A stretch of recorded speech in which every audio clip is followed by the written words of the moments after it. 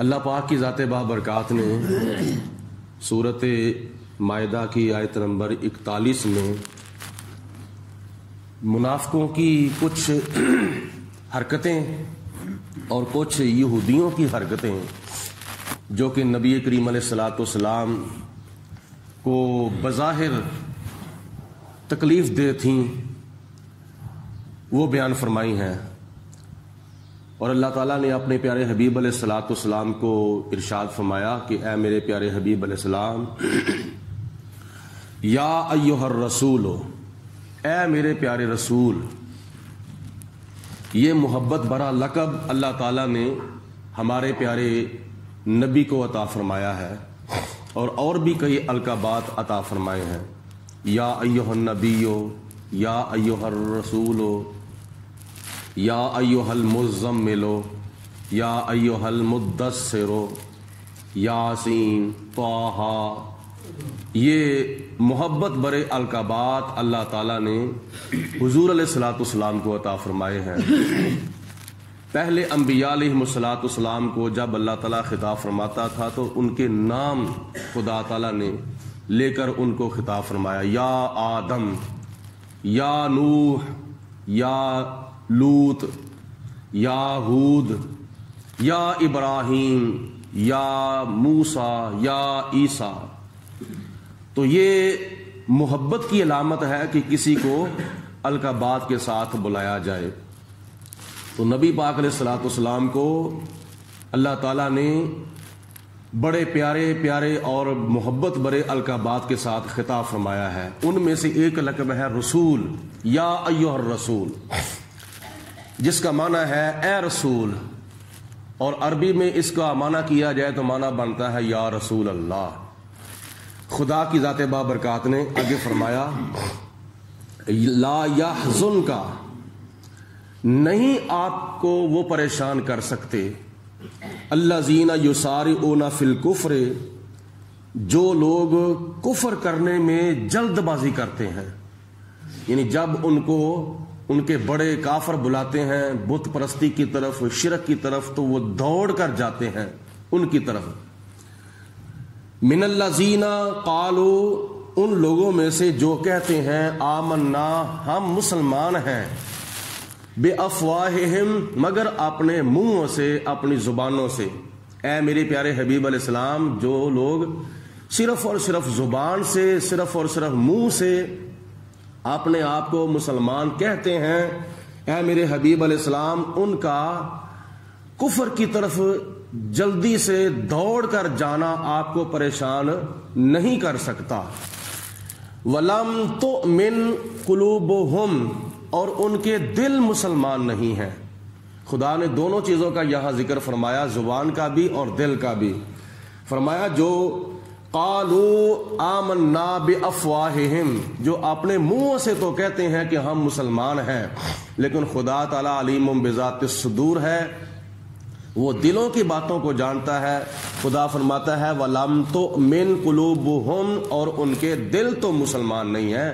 بظاہر زبان ان کی مسلمان ہے، لیکن زبان سے کلمہ پڑھنے کا کیا فائدہ جب دل سے کلمہ نہ پڑھا جائے؟ تو اتنی دیر تک ایمان اللہ کی بارگاہ میں قبول نہیں ہوتا جتنی دیر تک دل کی گہرائیوں سے کلمہ نہ پڑھا جائے۔ ہم ایمان کی صفتیں پڑھتے ہیں تو اس کا بھی ایک جملہ ہے، وَتَصْدِيقٌ بِالْقَلْبِ، اقرارٌ بِاللِّسَانِ، زبان سے اقرار کرنا، وَتَصْدِيقٌ بِالْقَلْبِ، اور دل سے تصدیق کرنا، اس کا نام ہے ایمان۔ یہ منافقوں کی علامت اللہ تعالیٰ نے بیان فرمائی ہے۔ ایک تو وہ کفر کے اندر جلدی سے دوڑ کے جاتے ہیں، اے میرے محبوب علیہ السلام، ان کا یہ عمل آپ کو پریشان نہیں کر سکتا، آپ ان کے بارے میں ٹینشن نہ لیں۔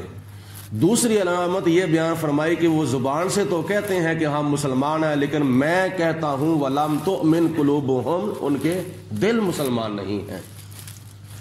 آگے یہودیوں کے بارے میں ارشاد فرمایا، وَمِنَ الَّذِينَ هَادُوا سَمَّاعُونَ لِلْكَاذِبِ، اور یہودیوں میں سے کچھ لوگ وہ جو بہت زیادہ جھوٹ سنتے ہیں، اور ان کا جھوٹ سننا، جھوٹی باتیں سننا آپ کو پریشان نہیں کر سکتا۔ یہ ایک بہت بڑی یہودیوں کی علامت تھی کہ وہ جھوٹ کی طرف زیادہ توجہ دیتے تھے، متحقق باتوں کو بہت کم سنتے تھے. اور جھوٹی باتوں میں کیا ہوتا ہے؟ چگلیاں ہوتی ہیں، جھوٹی باتوں میں غیبتیں ہوتی ہیں. اللہ فرماتا ہے کہ یہودیوں کی علامتوں میں سے ایک علامت یہ ہے کہ وہ جھوٹ بہت زیادہ سنتے ہیں اور جھوٹی باتوں پر بہت زیادہ یقین کرتے ہیں. سماعون لقوم آخرین لم یاتوک، اور ان لوگوں کی بھی بہت سی جھوٹی باتیں سنتے ہیں جو آپ کے پاس نہیں آتے. اے میرے پیارے حبیب علیہ السلام، جو لوگ آپ کے پاس نہیں آتے ان کی بھی جھوٹی باتیں بہت زیادہ سنتے ہیں اور سن کر یقین کر لیتے ہیں. اور ان کی ایک علامت یہ بھی ہے یہودیوں کی، یحرفون الکلمہ من بعد مواضعہ، اللہ تعالیٰ کی باتوں کو ان کی جگہوں سے بدل دیتے ہیں، آگے پیچھے کر دیتے ہیں، اوپر نیچے کر دیتے ہیں. اوپر کی آیت نیچے کر دی، نیچے کی آیت اوپر کر دی، اگلی آیت پیچھے کر دی، پچھلی آیت آگے کر دی. ہم قرآن پاک میں ایسا نہیں کر سکتے، کیونکہ اس قرآن پاک کی حفاظت کا ذمہ اللہ کی ذات بابرکات نے لیا ہے. لیکن یہودیوں نے اپنی تورات بدل دی، عیسائیوں نے اپنی انجیل بدل دی.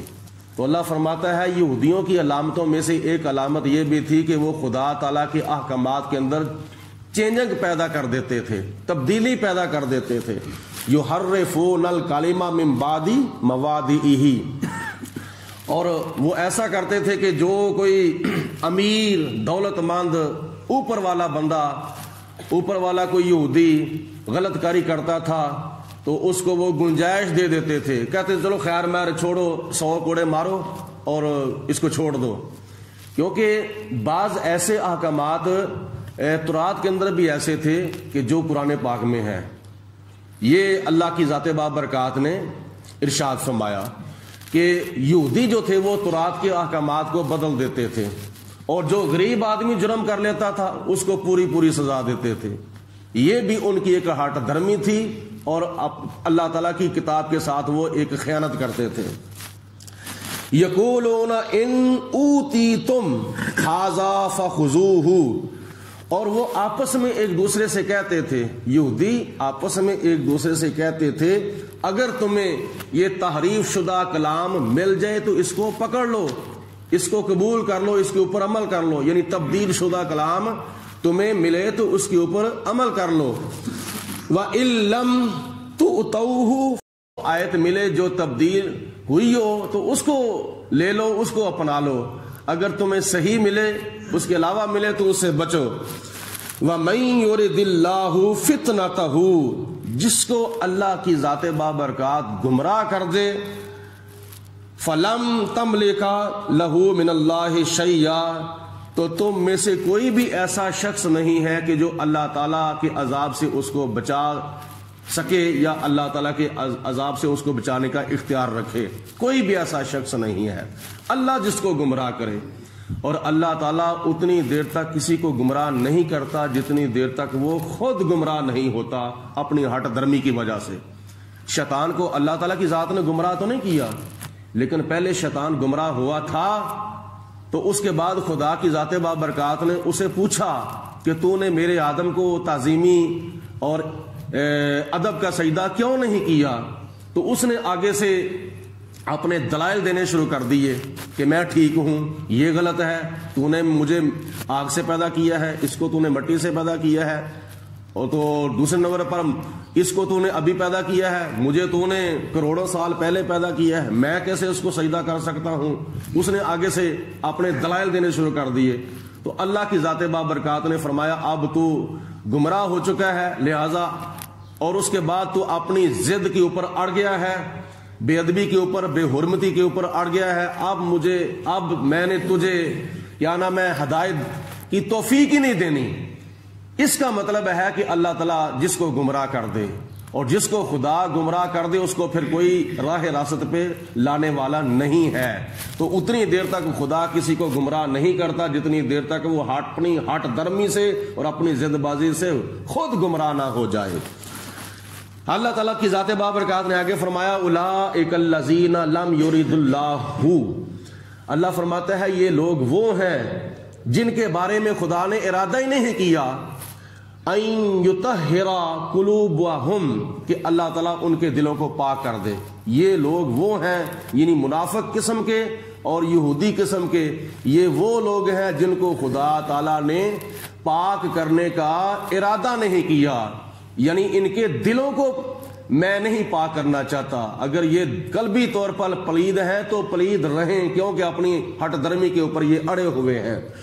لیکن ان کا دنیا کے اندر کیا حشر ہوگا اور ان کا آخرت میں کیا حشر ہوگا. لہم فی الدنیا خزی، یہ لوگ دنیا کے اندر رسوا ہوں گے، یہ لوگ دنیا کے اندر ذلیل ہوں گے. وَلَهُمْ فِي الْآخِرَةِ عَذَابٌ عَظِيمٌ، اور ان کے لیے اللہ تعالیٰ نے آخرت میں بہت بڑا عذاب تیار کر رکھا ہے. دنیا کے اندر ذلیل ہوں گے، دنیا کے اندر رسوا ہوں گے، اور آخرت میں اللہ تعالیٰ کے عذاب کے اندر دھکیلے جائیں گے. یہ ان لوگوں کا حال ہے جو لوگ نبی کریم علیہ الصلوۃ والسلام کو تکلیف پہنچانے کی کوشش کرتے رہتے ہیں. اور یہ طریقہ کار منافقوں کا تھا اور یہی طریقہ کار یہودیوں کا تھا. مسلمان کیا کرتے تھے؟ مسلمان نبی پاک علیہ الصلوۃ والسلام کے ساتھ وفا نہیں کرتے تھے بلکہ وفا کی انتہا کرتے تھے. صحابہ کرام نے نبی پاک علیہ الصلوۃ والسلام کے ساتھ محبت بھی کی ہے، وفا بھی کی ہے. اللہ پاک کی ذات بابرکات ہم سب کو صحابہ کرام کے نقش قدم پہ چلنے کی توفیق عطا فرمائے، اپنے دین ایمان کے اوپر استقامت نصیب فرمائے.